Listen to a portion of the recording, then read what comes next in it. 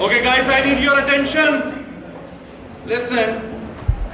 We are officially starting off with a new chapter, and that deals with alternating current. Listen to me very carefully. Alternating current, you are already familiar with the alternating current. Alternating current का मतलब जो होता है, ज़रा सुन लो. Broad meaning ये होती है कि कभी पॉजिटिव होगा, कभी नेगेटिव होगा, कभी पॉजिटिव होगा, कभी नेगेटिव होगा.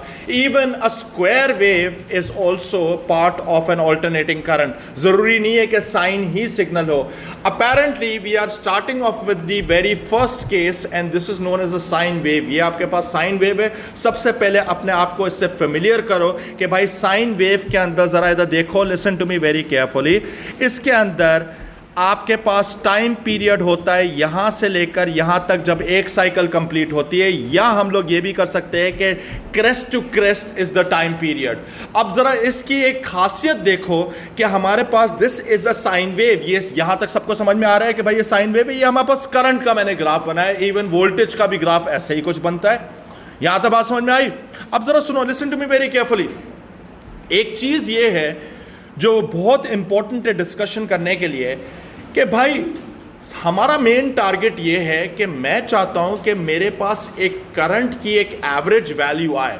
लेकिन ज़रा सुनो, अगर मैंने फॉर इंस्टेंस अगर मैंने इस ग्राफ का एवरेज लिया, एवरेज हमेशा लेते हैं एक पूरे साइकिल या एक पूरे टाइम पीरियड का एवरेज होता है. अगर मैं इसका एवरेज लेता हूं, जैसे फॉर इंस्टेंस अगर मैंने इसका एवरेज लिया, वो तो स्ट्रेट अवे जीरो आएगा. ऐसा है कि नहीं है? क्योंकि हमें पता है कि कभी वैल्यूज पॉजिटिव है और वही वैल्यूज पे नेगेटिव भी हो रही है. जब आप इनको एवरेज लोगे तो टेक्निकली आपके पास ये हो जाएगा. ये नजर आ रहा है आपके पास? Can you see that? मैंने अगर इसका एवरेज लेने की कोशिश की तो मेरे पास तो 0 एम्पियर आ रहा है. लेकिन आपको ये बात भी बहुत अच्छे तरीके से पता है कि अगर एसी करंट है तो एसी करंट डस प्रोड्यूस हीट. आपको पता है कि अगर आप रेसिस्टर इसके साथ कनेक्ट करते हो तो उसमें हीट तो आ रही होती है. इसका मतलब है कि हमारे पास कुछ ना कुछ तो करंट है ही है. ऑल्दो हमारे पास एवरेज करंट तो जीरो नजर आ रहा है. अगर आपने डीसी मल्टीमीटर उठाकर आपने इस पे कनेक्ट करोगे एसी सप्लाई के ऊपर, तो वो डीसी एमीटर आपको जीरो शो करेगा. Be careful. Is that clear? Do you understand this thing? लेकिन आपको पता है कि करंट तो है, हीटिंग इफेक्ट भी प्रोड्यूस हो रहा है. तो फिर ऐसा क्या हो सकता है? पहले आप एक काम करो, जितना मैंने अभी आपको बोला है आप पहले ये वाला कॉपी करो, फिर मैं इस पर पूरा तबसरा करूंगा. We need another way to find out the average.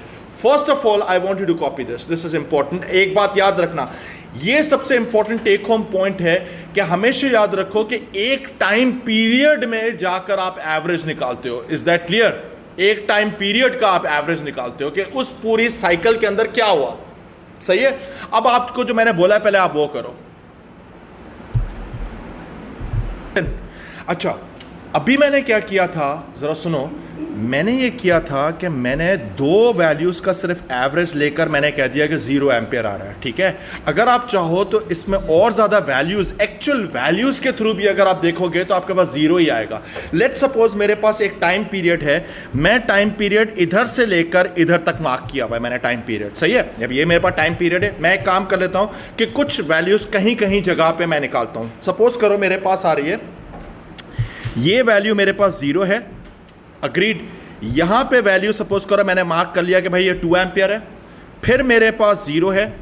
फिर मेरे पास यहां पे कितनी आ रही है? मैं एक एक ब्लॉक की वैल्यू निकाल रहा हूं. तो ये कितनी आ रही है? यहां पे -2 आ रही है, -2 एम्पियर आ रही है, और फिर मेरे पास 0 आ रही है. अब फिर भी आप करके देखोगे कि भाई हमारे पास आ रहा होगा 0 प्लस, आप तब भी करोगे 0 + 2 + 0, फिर -2, फिर -0. अगर आप तब भी करोगे हमारे पास 1 2 3 4 5 का भी अगर आप एवरेज ले रहे हो तो 5 वैल्यूज का भी आप एवरेज ले रहे हो तब भी 0 आ रहा है आपके पास. Is that clear? ये बात समझ में आई? 2 वैल्यूज का भी लोगे तब भी 0 आ रहा है इसमें. आप 5 वैल्यूज का ले लो तब भी 0 आएगा. आप भले 10 वैल्यूज का ले लो तब भी 0 ही देगा आपको ये हमेशा. Is that clear? लेकिन आपको ये बात अच्छे तरीके से पता है कि यार आप बोलोगे कि सर तो ये तो करंट है ही नहीं, करंट तो 0 है.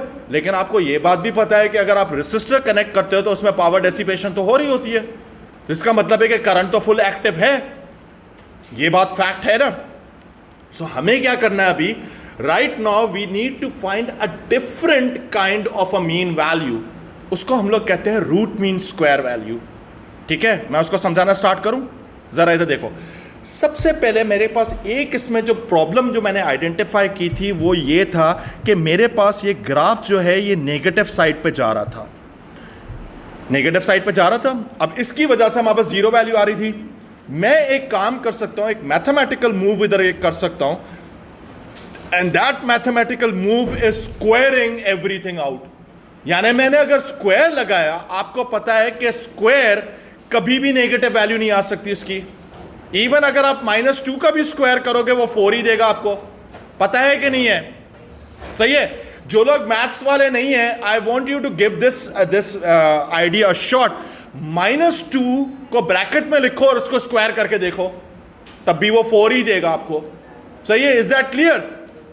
Listen, I do not want any disturbance, मुझे अभी करवाने दो ये चीज। सही है, मैंने पहला एक काम यही किया कि मैंने इस पूरे ग्राफ को स्क्वायर कर दिया।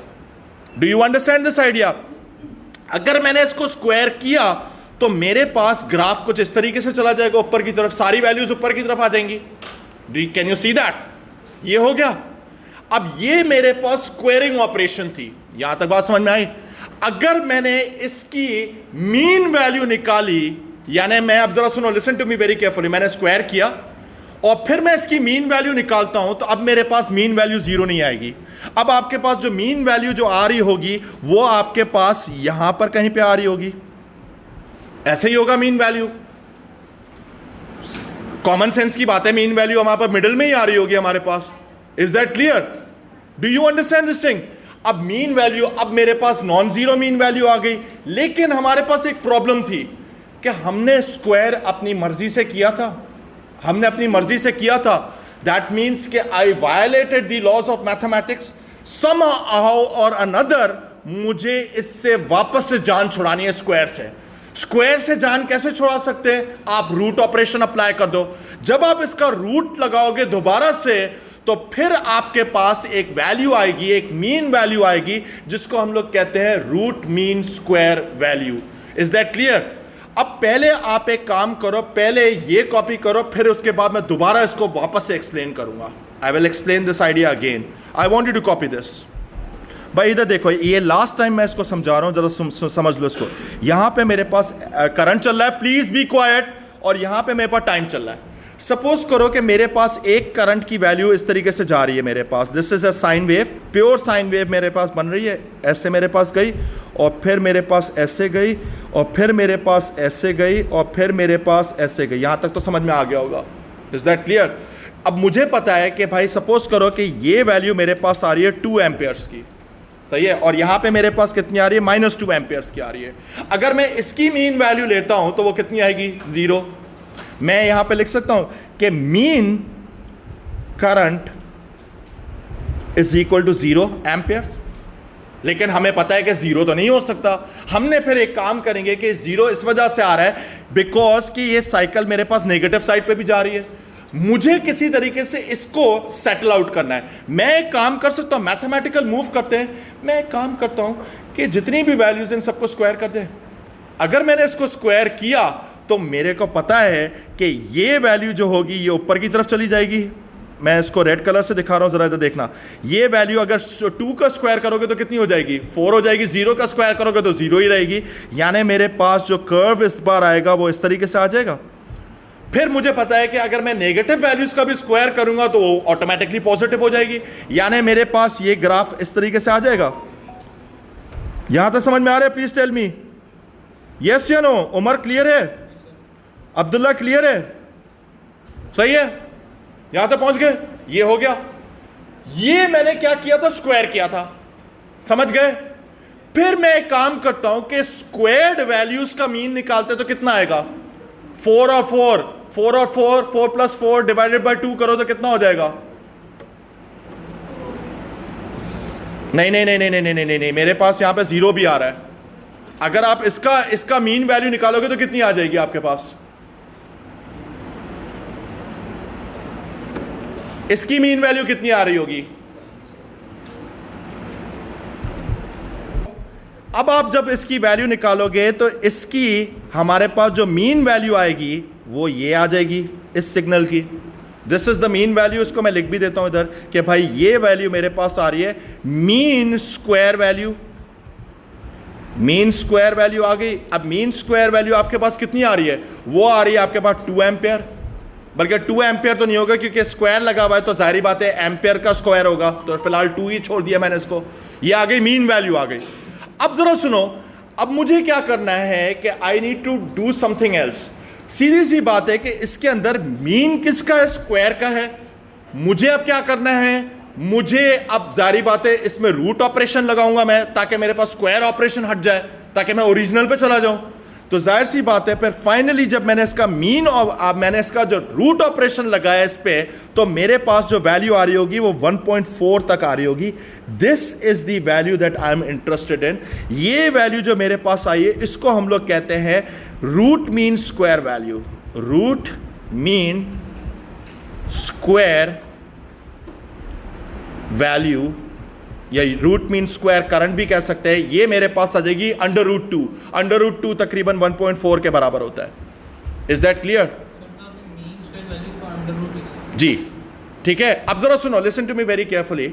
जब भी आपके पास ये लिखा हुआ आएगा, इधर देखो, रूट मीन स्क्वायर, हमेशा इसको पढ़ना कैसे है कि सबसे पहले first operation is this one.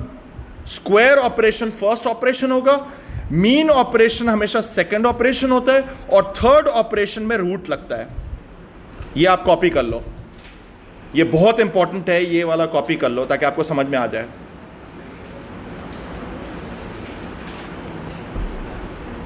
अब जरा सुनो, अब आप एक काम करो, ये वाला जो मैंने इधर किया हुआ है, जरा इधर देखो, listen to me very carefully. Where are we are here. बहुत सारा है, ये आप ज़रा समझने की कोशिश करो। ज़रा इधर देखो, listen to me very carefully. मैंने पहले एक काम किया, ज़रा इधर देखो, listen listen listen guys listen. मैंने मीन निकाला इस ग्राफ के अंदर। जब मैंने इसका मीन निकाला तो वो टेक्निकली हो जाएगा I0 स्क्वायर प्लस 0 और डिवाइडेड बाय 2 किया, तो मेरे पास जो मीन स्क्वायर करंट आ रहा होगा वो आ रहा होगा I0 स्क्वायर ओवर 2 आ रहा होगा। यहां तक भी पहुंच गए। उसके बाद जरा सुनो कि जाहिर सी बात है ये मेरे पास मीन स्क्वायर करंट है, तो मुझे जाहिर सी बात है कि ये तो मीन स्क्वायर करंट आया, मुझे तो रूट मीन स्क्वायर करंट चाहिए। तो मैं क्या इसके ऊपर पूरे पे रूट ऑपरेशन लगा सकता हूं?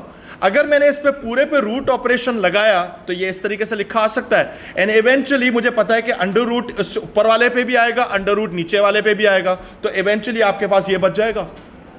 Is that clear? यानी मैं इसको लिख सकता हूं, देखो, इसको मैं लिख सकता हूं कि ये मेरे पास हो जाएगा IRMS is equal to I0 over under root 2। अब एक और मजे की बात यह है कि ये जो I0 मेरे पास इधर बना है, इसको हम लोग कहते हैं पीक वैल्यू।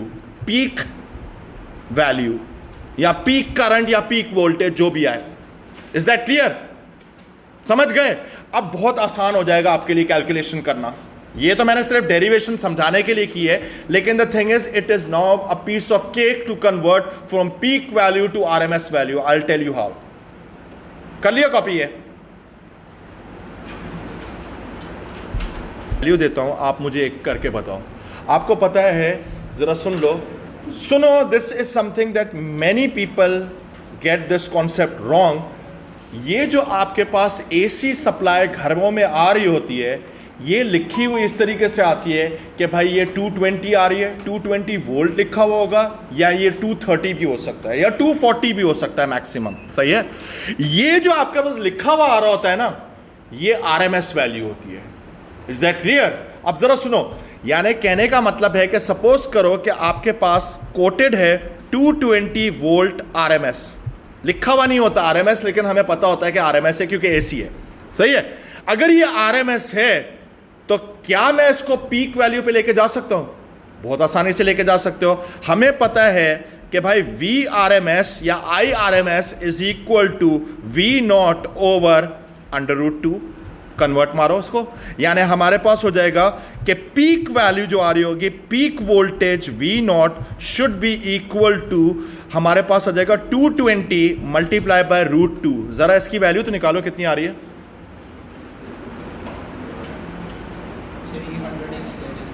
311 वोल्ट्स। अब जरा सुनो, listen to me very carefully.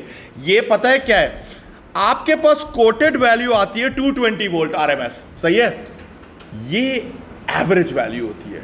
ये बात समझ में आई? रियलिस्टिकली जो आपकी वैल्यू जो पॉजिटिव से नेगेटिव जा रही होती है वो 311 वोल्ट्स होती है, यानी कभी 311 वोल्ट पॉजिटिव, फिर 0, फिर negative 311। Is that clear? Do you understand this idea? ये बात समझ में आ गई? एक बात थोड़ा सा इस चीज को भी दिमाग में रखना कि आरएमएस वैल्यू हमेशा पीक से कम ही होगी। समझ गए? Is that clear? याद रहेगा, ये चीजें याद रखने वाली चीजें, समझ गए? और मेजर फॉर्मूला आपके पास एक ये वाला है और एक ये वाला है फॉर्मूला, बस remember this thing. Is that clear? आप पीक निकालना चाहते हो तो √2 को आप आरएमएस से मल्टीप्लाई कर दो, और अगर आपको आरएमएस निकालना है तो पीक वैल्यू को डिवाइडेड बाय √2 कर दो, आपके पास डायरेक्ट निकल आएंगे आंसर्स। समझ गए? So next time if you read a value quoted on an appliance, for example this model works on AC 220, तो ये बात याद रखना कि उसकी वैल्यू जो होगी, जो रियल वर्ल्ड में जो उसके अंदर जो वेरिएशन आ रही होगी, वो जाएगी 0 से 311, यानी 311, उसके बाद फिर 0, फिर उसके बाद -311, फिर 0, फिर पॉजिटिव 311, फिर 0। समझ गए? अच्छा जरा सुनो, लिसन। अब इसका कहने का मतलब क्या है? ये जो मैंने इधर लिखे ना कि भाई IRMS और VRMS है क्या? सबसे पहली चीज़ है, ज़रा सुनो, अभी थोड़ी देर पहले हमने देखा था कि मैंने आपसे ये बात डिस्कस की थी कि ऑल्टरनेटिंग वोल्टेज हो या ऑल्टरनेटिंग करंट हो, पावर डेसिपेशन तो होती है ना। पावर डेसिपेशन, चलो उसको हम लोग हीट बोल देते हैं, जनरेट हो रही है हीट। हम क्या करते हैं, ज़रा सुनो, listen to me very carefully. ये जो वैल्यू हमारे पास IRMS या VRMS हो रही होती है, ये हमारे पास DC इक्विवेलेंट होता है। यानी इसका कहने का मतलब है कि ये वैल्यू को हमने इस तरीके से प्रोजेक्ट किया है कि भाई ये एक DC वैल्यू है जो AC करंट हमारे पास हीटिंग इफेक्ट प्रोड्यूस कर रहा होगा, तो इसके लिए हमारे पास DC वैल्यू ये एग्जिस्ट कर रही है। I hope this is clear. Do you understand this thing? ये बात समझ में आ रही है? Please tell me that you understand this thing. भाई हमें पता है कि डीसी तो हीटिंग इफेक्ट प्रोड्यूस करता ही करता है, सही है।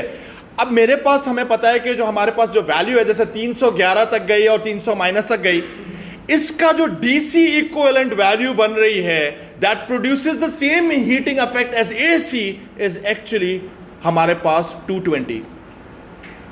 प्लीज टेल मी, ये बात क्लियर है? ठीक है, मतलब इसका दोबारा से सुन लो कि भाई हमें पता है कि अगर 220 वोल्ट आरएमएस है तो इसका मतलब है कि इसकी जो पीक टू पीक वैल्यू होगी, पीक टू पीक, ये वैल्यू जा रही होगी इसकी 311 वोल्ट्स तक, प्लस माइनस ऐसे ही होगा। Do you understand this thing? ये वैल्यू जो टेक्निकली जो VRMS होती है, ये हमारे पास कह सकते हैं कि ये DC वैल्यू होती है। Is that clear? समझ गए? भाई ये हीटिंग इफेक्ट जितना दे रहा होगा ना, मैं काम कर सकता हूं कि सेम हीटिंग इफेक्ट मैं किस तरीके से निकाल सकता हूं कि मैं 220 वोल्ट डीसी भी अप्लाई करूंगा, it will give you the same heating effect. Is that clear? Suppose करो इसने पावर प्रोड्यूस की, लेट्स सपोज 100 वॉट सपोज करो, तो ये भी मेरे पास जो होगा ये 100 वॉट्स प्रोड्यूस करेगा। अब बात समझ में आ गई? Please tell me, is this clear और नॉट? सही है? हो गया? समझ आ गया? अच्छा, अब ज़रा सुनो, इसके बाद हम लोग चलते हैं, एक और चीज़ है दैट इज़ वेरी इंपॉर्टेंट कि हमें पता है, ज़रा इधर देखना, listen to me very carefully. हमारे पास एक होता है ग्राफ, जब होता है, आपने एक चीज़ नोटिस की होगी कि अगर I का ग्राफ है या V का ग्राफ है, तो V का ग्राफ हमारे पास इस तरीके से चल रहा होता है। ज़रा इधर देखना, ये यूँ जाएगा, एक्चुअली मैं चाह रहा हूँ डबल ब्लॉक्स में जाएँ, तो ये यूँ जाएगा, फिर ये यूँ जाएगा, फिर ये यूँ जाएगा, फिर ये यूं जाएगा। तो क्या मैं इसको कह सकता हूं कि अगर ये v है और यहाँ पे मेरे पास t चल रहा है, सेकंड्स के अंदर अगर चल रहा है, तो मेरे पास एक जनरल इक्वेशन, आप याद करो SHM में भी हमने बनाई थी, तो इधर हमारे पास जनरल इक्वेशन बन सकती है कि v is equal to v naught sine omega t, बन सकती है because it's a sine curve. अब जरा सुनो, ये v मेरे पास क्या है, ये v वैल्यू जो होगी, ये वैल्यू किसी भी टाइम पे मैं निकाल सकता हूं। मुझे सिर्फ किस चीज की जरूरत होगी, v नॉट की जरूरत होगी। v नॉट मेरे पास ये वाली वैल्यू होगी, this is v not. Is that clear? बस मुझे किस चीज की जरूरत है, मुझे सिर्फ टाइम की जरूरत होगी। नेक्स्ट, तो मैं कहीं पे भी किसी भी पॉइंट पे मैं वोल्टेज निकाल सकता हूं अगर मेरे पास ग्राफ के बनो या इक्वेशन के बनो। Is that clear? Now I want you to copy both of these things. This is derived from SHM. Listen, let's move forward. अच्छा, एक और चीज़ है, omega is actually equal to 2 pi over t, या omega is again 2 pi f. इसको हम लोग अभी भी एंगुलर फ्रीक्वेंसी ही बोलेंगे, ठीक है? खैर, ये भी रिकॉर्ड हो गया। अब ज़रा सुनो, let's move on to some questions. अब ये आपके पास एक सवाल है, ज़रा इधर देखो। Find RMS value of alternating current I shown below, ठीक है? ये हमें निकालनी है, shown below। अब मैं जो है ये सवाल मैं नहीं करूंगा, मैं आपसे करवाऊंगा, लेकिन स्टेप बाय स्टेप। कैसे करवाऊंगा? सबसे पहले तो ये डायग्राम आप लोग बना लो। ये सवाल जो है ये ऐसे ही बनाया गया है, तो मैं आपको सिखाने के लिए बनाया गया है। आप पहले कर लो, ये मुश्किल सवाल है थोड़ा सा। इसके अंदर ये वाली वैल्यूज़ मेरे पास, क्योंकि करंट बोला है तो let this be current in amperes and let this be time in seconds, ठीक है? अब सही है, ये आप ग्राफ पहले ड्रॉ कर लो। ये स्क्वायर वेव है। अब आप मुझे बोलोगे कि सर क्या ये भी हमारे पास ऑल्टरनेटिंग ही है? हाँ, ये भी ऑल्टरनेटिंग ही है, ठीक है? आप एटलीस्ट ये पॉजिटिव से नेगेटिव तो जा रही है, but this is no longer a sine wave, but we can still find the RMS value. I will teach you how. वो अप्लाई नहीं हो सकता। एक बात याद रखना, do not attempt to use I naught is equal to, हमारे पास जो होगा IRMS divided by, sorry multiplied by √2, ये अप्लाई नहीं करना है इसके अंदर। Please do not apply this operation, क्योंकि वो सिर्फ साइन वेव्स के लिए होता है, ये साइन वेव नहीं है। इधर सिर्फ कॉन्सेप्ट चलेगा। अब मेरी बात जरा सुनो, अगर आपने ये कॉपी कर लिया, ये ग्राफ कॉपी करना बहुत लाजमी है, क्योंकि आपको खुद करना पड़ेगा। मैं आपको बताऊंगा, मैं I will assist you with each and every step over here. Copy कर लिया? चले, इसके बाद मैंने सॉल्यूशंस के स्टेप्स लिखे हैं, ये आप लिख लो। ये हर सवाल में आप अप्लाई कर सकते हो, हर सवाल में इस वाले स्टेप्स को आप अप्लाई कर सकते हो। जरा सुनो, सबसे पहला स्टेप हमारे पास क्या है? हमारे पास बोलता है कि भाई ज़रा इधर देखो, ये हमारे पास कहता है कि फर्स्ट फाइंड टाइम पीरियड, ठीक है? तो पहले टाइम पीरियड निकालेंगे। ज़रा इधर देखो, टाइम पीरियड निकालने के लिए मैं वापस से इस ग्राफ में जाता हूं, तो एक चीज़ नोटिस करो कि मेरे पास जो साइकिल रिपीट हो रही है वो इस पॉइंट के बाद हो रही है। तो टेक्निकली जो टाइम पीरियड हमारे पास आ रहा है वो 3 सेकेंड्स आ रहा है। 3 सेकेंड्स हमारे पास टाइम पीरियड आ रहा है। Can you see that? सही है। फिर उसके बाद वापस से साइकिल रिपीट हो रही है, तो this is the second time period इधर तक। Do you understand this thing? तो इसका मतलब है कि टाइम पीरियड मेरे पास 3 सेकेंड्स हुआ। यहां तक क्लियर है? तो सबसे पहली चीज है कि मैं इसमें वैल्यू लिख सकता हूं। इधर देखो, यहां पे वैल्यू मेरे पास आ जाएगी 3 सेकेंड्स, ठीक है? ये मेरे पास आ गया, यहां तक पहुंच गए। Please tell me, is this clear और नॉट? अब पहले आप ये स्टेप्स कॉपी करो, फिर मैं उसके बाद गाइडेंस करता हूं आपको किस तरीके से करना है। अब जरा इधर देखो, सबसे पहले इसने मुझे बोला है divide the time period into equal sections. अब मेरे पास जो टाइम पीरियड आ रहा है वो तकरीबन 3 सेकेंड्स आ रहा है। 3 सेकेंड्स को अगर मैं इक्वल सेक्शंस में डिवाइड करता हूं तो मेरे हिसाब से मैं 3 से ही डिवाइड कर दूं, तो इसका मतलब है 1 सेकेंड का इंटरवल हो गया। अब मुझे एक बात बताओ, 1 सेकेंड का अगर इंटरवल हुआ तो पहले 1 सेकेंड में वैल्यू कितनी आ रही है करंट की, दूसरे सेकेंड में कितनी आ रही है, और फिर हमारे पास 2 से 3 में कितनी आ रही है, -3। Do you understand this thing? तो अब जरा सुनो, listen to me very carefully. अब आप एक काम करो, ये सारी जो वैल्यूज मेरे पास आई हैं ना, लिखना स्टार्ट करो और देखो कि आपके पास फाइनल आंसर क्या आता है। आप करके देखो कि क्या आता है। भाई मेरे पास हो रहा था find currents for that section, तो पहले मेरे पास आ रहा था, लेट्स सपोज के divide the time into equal section, तो 1 सेकंड में मैंने डिवाइड किया हुआ है। तो पहले 0 to 1 मेरे पास आ रही थी 2 एम्पियर्स, दूसरी दफ़ा मेरे पास आ रही थी 2 एम्पियर्स, और तीसरी दफ़ा मेरे पास वैल्यू आ रही है -3 एम्पियर्स। ऐसे ही आ रहा था, यही आ रहा था। फिर उसके बाद इसने मुझे बोला स्क्वायर दी करंट्स। अब आप इसको स्क्वायर करोगे तो कितना हो जाएगा, ये स्क्वायर करोगे तो ये हो जाएगा 4, फिर ये कितना हो जाएगा 4, और ये कितना हो जाएगा 9। यहां तक भी पहुंच गए। फिर उसके बाद इसने बोला find the mean square current. अब मुझे मीन स्क्वायर करंट निकालना है, तो मीन स्क्वायर का मतलब है 4 + 4 + 9 डिवाइडेड बाय 2 करो। ये वैल्यू कितनी आ रही है बताओगे मुझे? 4 + 4 8, 8 और 9 कितनी आ रही है? ये फाइंड मीन स्क्वायर, ये मीन स्क्वायर जो आ रही है ये आ रही है 8.5 आ गई। यहां तक भी पहुंच गए आप। फिर इसके बाद जाहिर सी बात है कि हमने स्क्वायर ऑपरेशन तो अपनी जगह अपनी मर्जी से की थी ताकि माइनस साइन खत्म हो जाए। अब मुझे क्या करना है कि मुझे इस पे रूट ऑपरेशन भी अप्लाई करनी पड़ेगी। रूट ऑपरेशन अप्लाई करो। इसमें कितनी आ रही है? 2.9 amperes is the RMS value.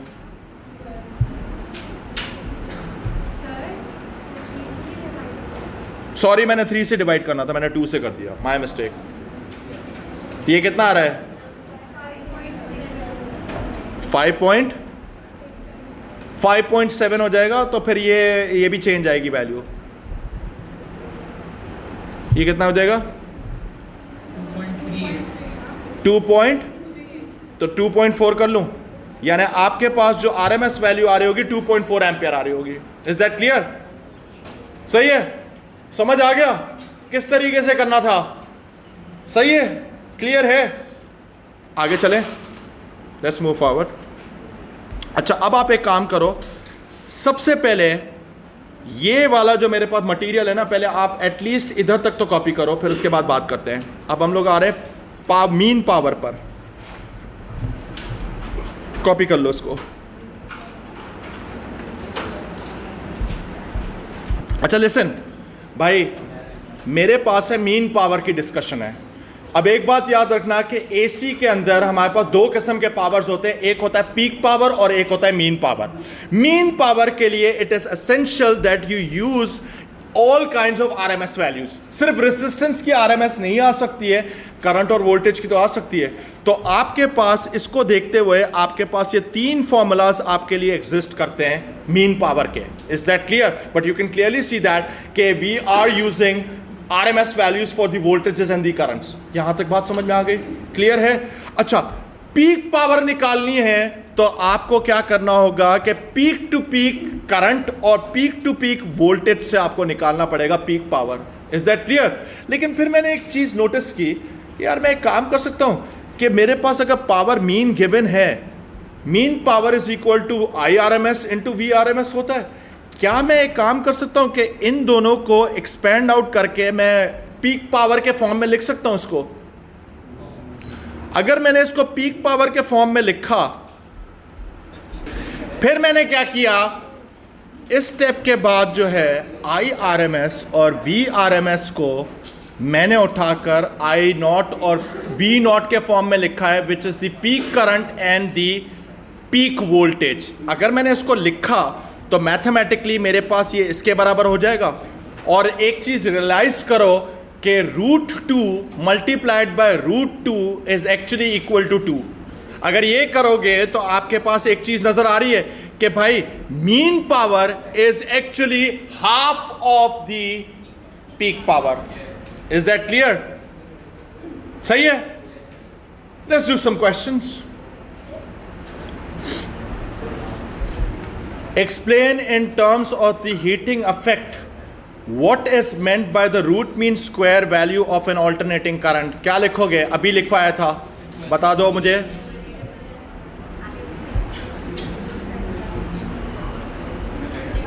Okay, I need your attention। ये वाला पार्ट तो हमने कर दिया, this was easy।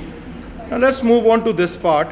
मुझे बोलता है कि डिटरमिन दी, पहले मुझे बोलता है the value of the direct current and the peak value of the sinusoidal alternating currents are equal. इसका मतलब ये हुआ, पहला स्टेटमेंट तो ये आएगा I D C must be equal to I naught, लिख सकते हैं हम लोग, सही है। बल्कि मैं इसको सिंपल ऐसे लिख रहा हूं कि I is equal to I naught, I is the D C value, ठीक है, और पीक वैल्यू दोनों बराबर है, यहां तक तो क्लियर है। फिर उसके बाद मेरे पास बोलता है कि power dissipation in a resistance R by the direct current. तो भाई डायरेक्ट करंट के अंदर मैं इसको ऐसे लिख सकता हूं, इधर देखो कि power due to DC should be equal to I square R, ऐसे ही आएगा। और फिर मेरे पास power dissipation in the resistor of resistance R by the alternating current. भाई अगर ऑल्टरनेटिंग करंट है तो हमारे पास पीक पावर नहीं लेंगे, हम लोग आरएमएस पावर लेंगे। तो क्या मैं इसको लिख सकता हूं कि आई आरएमएस स्क्वायर आर लिख सकते हैं, इधर तक भी पहुंच गए। फिर मैं एक काम और कर रहा हूं, इधर गए और इसको मैं लिख सकता हूं कि आई स्क्वायर आर, और इस आरएमएस की जगह पे पीक वैल्यू ले आऊं क्योंकि पीक का जिक्र किया था इसने। तो ये हमारे पास हो जाएगा I naught divided by under root two का whole square multiplied by R लिख सकते हैं इसको। लेकिन एक चीज रियलाइज करो कि भाई बट हमारे पास I is equal to I naught के बराबर है।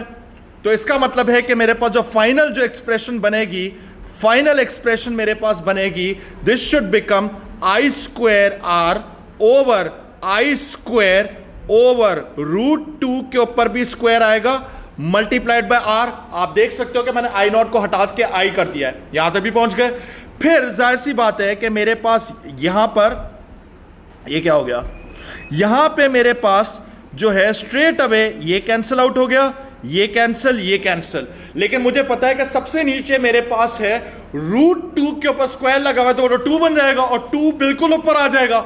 अगर ये ऊपर आ गया तो फाइनल रेशियो आपके पास 2 आ जाएगा। So this is your answer. Is that clear? Please copy this question. This is one of the finest questions ever asked.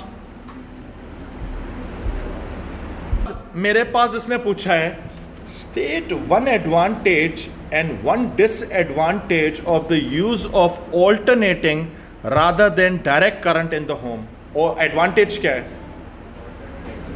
Advantage क्या है? Main advantage AC का क्या है? O levels में आप करके आए थे। You can easily step it up and step it down using transformers. याद है AC में ही पॉसिबल होता था क्योंकि चेंजिंग मैग्नेटिक फील्ड तो उसी में ही पॉसिबल थी। तो आप इसका एक जो फायदा है वो लिख लो कि वो ये है, AC can easily be stepped up and stepped down using transformers. सही है। डिसएडवांटेज क्या है? डिसएडवांटेज क्या होगा? डिसएडवांटेज क्या होगा? एक चीज तो इंट्यूटिवली भी आप जवाब दे सकते हो इसका। मुझे एक बात बताओ, घर में आपके पास एक डीसी इन्वर्टर एसी लगा हुआ है और एक नॉर्मल एसी लगा हुआ है, कौन सा ज़्यादा एफिशिएंट होता है? डीसी। तो हमारे पास इधर लॉसेस ज़्यादा होते हैं, तो इसका मतलब है डिसएडवांटेज क्या है? Less efficient compared to DC, more energy loss.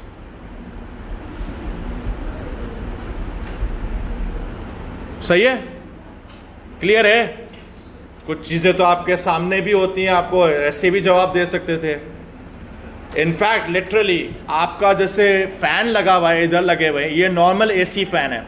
AC fan 100 what होता है, सेम स्पीड चल रही है। और अगर आपने एसी डीसी वाला फैन लिया वो तकरीबन आपका 30 वॉट्स लेगा। और वही सेम स्पीड में वो भी चल रहा होगा। ज़्यादा एफिशिएंट कौन सा हुआ? AC DC वाला।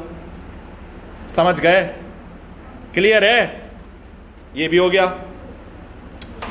अब इसके बाद एक और सवाल आया हमारे पास। ओ माय गॉड, पता नहीं क्या सवाल है ये। इधर देखो, मेरे पास ये कहता है the current I varies with time t as shown in figure 5.1। Technically मैं आपको दिखाने के लिए मैं एक काम करता हूं, इसमें लाइनें भी बना लेता हूं ताकि आपको नजर आ जाए वो वाली वैल्यूज। एक लाइन मेरे पास ये वाली जा रही है। एक काम कर लेता हूं, मैं इसको थोड़ा सा पतली लाइन से बना रहा हूं। Just give me a minute. एक लाइन मेरे पास ये वाली है, सही है। सिमिलरली एक लाइन मेरे पास ये वाली है। दो लाइनें मैंने आपको दिखा दी है, more than enough to find the average, right. तीन वैल्यूज भी दिखा देता हूं। Can you see this? ये हमारे पास एक ग्राफ आ रहा है इधर। ये हमारे पास एक ग्राफ है जिसके अंदर हमारे पास, जाहिर सी बात है, सिर्फ पल्सेस आ रही है हमारे पास। Is that clear? अब मुझे जो है ये बोलता है for this varying current state the peak value. Peak value इसमें कितनी आ रही है? पीक वैल्यू मेरे पास इसमें आ रही है 3। तो मैं इधर लिख सकता हूं 3 एम्पियर्स। यहां तक भी पहुंच गए, सही है। अच्छा, अब मेरा एक और सवाल है। पीक वैल्यू है, क्या मैं इस पीक वैल्यू का स्क्वायर लेकर इसका मीन ले सकता हूं? अगर मैंने इस पीक वैल्यू का स्क्वायर किया तो कितनी बन जाएगी? 9। हमें पता है कि ये वैल्यू यहां पे 9 हो जाएगी और ये भी 9 हो जाएगा। 9 और 9 का जब आप एवरेज लोगे तो कितना आएगा? मीन स्क्वायर का एवरेज लोगे तो कितना आएगा? 9 + 9 डिवाइडेड बाय 2, तो 9 ही आएगा। इसका मतलब है कि मेरे पास, जरा सुनो, मीन वैल्यू जो आएगी, मीन स्क्वायर करंट जो इसमें आएगा वो टेक्निकली 9 एम्पियर आएगा। फिर उसके बाद इसका RMS निकालने के लिए इस पे रूट लगाओगे, क्योंकि मीन स्क्वायर पे ही रूट लगता है। कितना आ जाएगा? वापस से 3 एम्पियर। Is that clear? इस सवाल को आप चाहो तो कॉपी कर लो, ये बहुत अच्छा सवाल है। मुझे बोलता है explain what is meant by the root mean square value of an alternating voltage. मैंने करा दिया था, डिफाइन हो गया था। वही डेफिनेशन बार बार लिख देना। फिर मुझे कहता है, अब जरा सुनो, ये हल्का अलग सवाल है हमारे पास। Please shut up and listen. An alternating voltage V is represented by this equation. Sine graph की इक्वेशन गिवन है, आसान हो गया काम। इधर हमारे पास सारे RMS के फॉर्मूला से एप्लीकेबल हो जाएंगे, डायरेक्ट फॉर्मूला से हो जाएगा। पीक वोल्टेज इसमें कितनी आ रही है? इसमें 220 आ रही है, क्योंकि this is in the form of V is equal to V0 sin omega t के फॉर्म में है। तो आपके पास पीक वोल्टेज कितनी आ रही है? 220 वोल्ट्स। ये पीक वोल्टेज आ रही है, be careful, peak to peak. RMS voltage कितनी आएगी? डायरेक्ट निकाल दो। तो हमारे पास होता है VRMS is equal to 220 divided by √2। इधर लगा सकते हो √2, क्योंकि ये साइन वेव है। क्या आ रहा है? बताओ।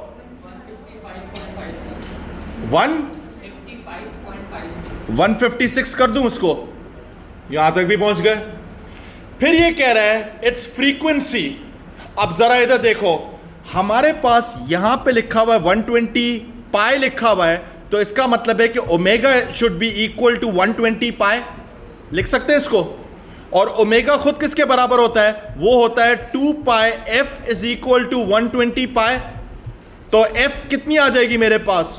तो ये हो जाएगी 1 पाई तो कैंसिल आउट हो गया। तो 120 डिवाइडेड बाय 2 कितना होता है? 60।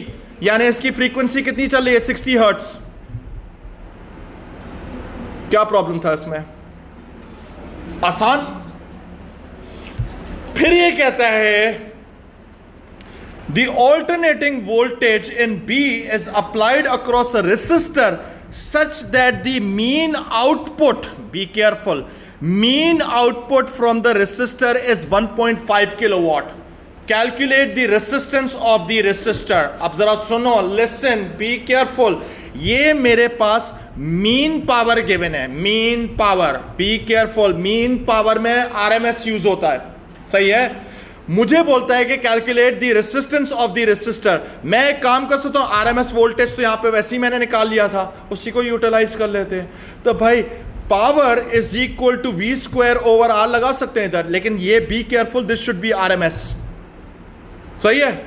और अगर पीक करते हैं तो मल्टीप्लाई बाय 2 कर लेते हैं, इसको निकालें इसको।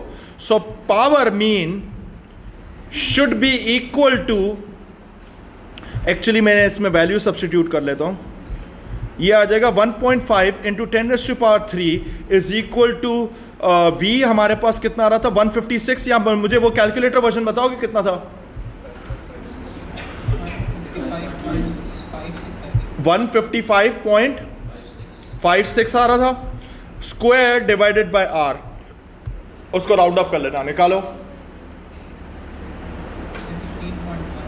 कितनी,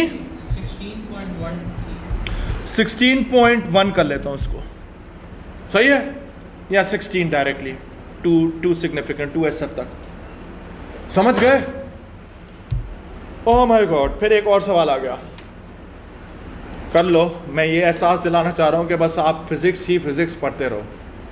इधर देखो, an alternating current supply is connected in series with a resistor R as shown in figure 6.1. Okay, the variation with time t of the current I measured in amp, ठीक है, हमारे पास एक एक्सप्रेशन गिवन है, okay, so what. फिर मुझे बोलता है for the current determine it's frequency. इस बार मैं फ्रीक्वेंसी निकाल सकता हूं कि 380 शुड बी इक्वल टू किसके बराबर होता है, पाई के, हाँ, ओमेगा के बराबर होगा। तो इसका मतलब है omega should be equal to 380 should be equal to 2 pi f के बराबर हो जाएगा। तो f की वैल्यू कितनी आ जाएगी, 380 डिवाइडेड बाय 2 pi के बराबर हो जाएगा, निकाल लो कितनी, 60.5 हर्ट्ज। Is that clear? कोई मसला? No problem at all. फिर ये तो हो गया है, मेरे पास कितना था, 60.5, ठीक है, ओ माय गॉड 60.5। अब मुझसे बोला है कि इसमें आरएमएस करंट निकालो। अब मेरे पास यहां पे आई नॉट की वैल्यू कितनी गिवन है, 9.9 हमारे पास क्या है, एम्पियर्स में गिवन है। अगर ये आई नॉट की गिवन है तो आई आरएमएस कितना हो जाएगा, I RMS should be equal to I naught divided by √2। तो हमारे पास ये कितना हो जाएगा, 9.9 डिवाइडेड बाय √2 कितना, 7। ये हमारे पास आ रहा होगा 7, सही है। तो आई आरएमएस 7 एम्पियर्स आ रहा है, तो इसका मतलब है कि ये 7 एम्पियर्स हो जाएगा, सही है। ये भी हो गया। अब ये वाला सवाल आप लोग खुद अटेम्प्ट करोगे, और अगर वीडियो में देख रहे हो तो मैंने इसको इधर पॉज कर दिया है, इस सवाल को आप खुद अटेम्प्ट करो and then we'll dismiss the class. बस मैं इधर स्टॉप कर रहा हूं, आप लोग ये खुद कर लो।